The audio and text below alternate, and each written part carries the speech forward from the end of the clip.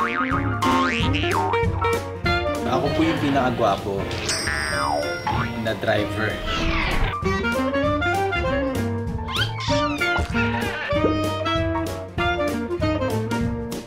Driver ako ni Andre.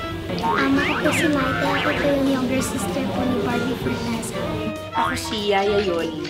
Ako yung yaya ni Andre na laging nagpapayo sa kanya, nag-a-advise sa kanya.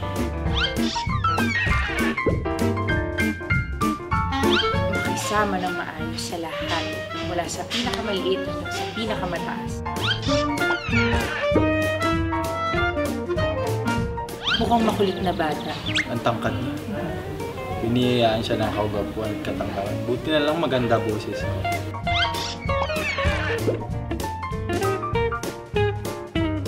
Sana nga matanggal siya dito sa teleserye. Hindi okay si Barbie. Goal niya, yung mangulit. Huwag niyo pong kakalimutan mga kapuso, panoorin ng That's May Amoy. Malapit na po. Dito lang po yan sa GMA.